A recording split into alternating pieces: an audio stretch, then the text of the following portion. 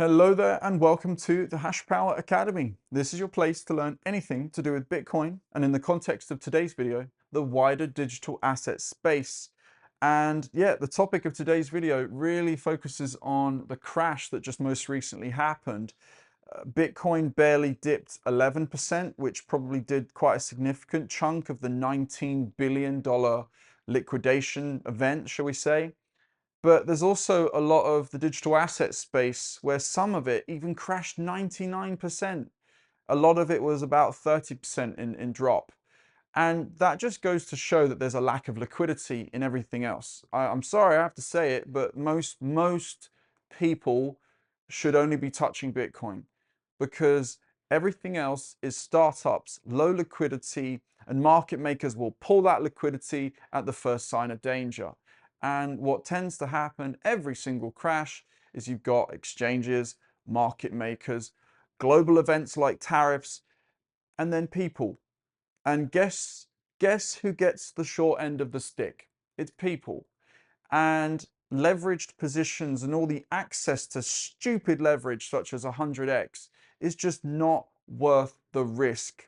And if you are watching this and you suffered a significant liquidation from this, I'm not trying to bash anyone, but this is where you take the time to go back into the physical world, do some exercise, get your mind right, eat well, don't eat crap, and really connect with yourself again. And I say that from a personal experience of 2021. I used to trade algorithmically and I don't anymore. I shifted to mining. That's what got me out of trading this zero-sum game of the battlefield of price, because that's what it is. The order books are a battlefield of long and short positions trying to advance upon each other and price figuring out where the dead man zone is, so to speak. And where I want to go with this video is just some perspectives that, yeah, you've got all these large entities and they're going to manage risk as much as they can and have far better access to knowledge and liquidity versus everyone else that's leverage trading. And the key problem with leverage trading, to go back to, is with a spot trade, you buy and it goes down, you're not forced to sell. But if you have leverage, such as a 10x position going down not even 10%, you are forced to sell. And it's the same with loaning against your assets, loaning against your Bitcoin. That if your loan to value gets close to your collateral reaching even 80 to 90%, you're forced to sell. So you're not just opening a position, but you're opening a stop loss close to your account balance being zero. And so essentially what happens there is there's smart money out there that knows, a load of 10x positions are obviously going to get liquidated at this price. And they can just force the price down to that level and scoop up all of those positions. Oh, and lo and behold, you've got all these large institutions that just scooped up thousands of Bitcoin at cheap levels. Price is a battlefield and leverage puts you in a weaker position.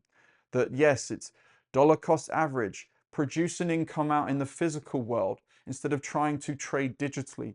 That's the drawing board that needs to be really, that's the harsh lesson. Going into the physical world and producing physical things, my bias is to explore Bitcoin mining because that aspect of things is you can generate income in the real world and write off taxes with Bitcoin miners and arbitrage energy markets to financial markets, but a topic for a different video and a different educational series that offers, a different insight into Bitcoin. But the price aspects that I was getting at is if there's assets that dropped multiple, like double digit, all the way down to 99%, that's just not something you ever want to store any bit of your time and energy in. It's just risk. And if you lose half your money, you have to make double your money to get back to where you were. And that's the sort of thing that you just don't want to touch. For perspective, large sovereign wealth, as an example, or any large entity, they won't enter into an asset class unless there's liquidity. They could see good returns of it going up or going down if they're trying to short. They need liquidity, which is In the worst case, you need to get in or get out. How liquid is it? How much is there on the order book of depth, of trades open, or in the worst case scenarios, how thin does the order book get? How much does it move? For example, Bitcoin barely dropped 11%, whilst everything else dropped 30, 40, 50, 60, 70, 80, 90. So what's the value proposition there of Bitcoin? It's 60% of the entire market cap of digital assets. So it still is the boring, slow one, but it's not about the time it's not about timing the market, it's about your time in the market. And if you're shaken out of the market, forced out of positions, you're not going to last. And so if there is anyone that experienced a horrible experience with trading and lost a significant chunk and want someone to talk to, please reach out. I'm happy to have a conversation and hear people out. I don't trade anymore, but one of these things that stopped me from trading was these significant events where the exchange allegedly switches off. You have no access to your trades, the bots are disconnected, the mobile app doesn't work, the laptop screen glitched out. And so it wasn't just the crash, but also the lack of access.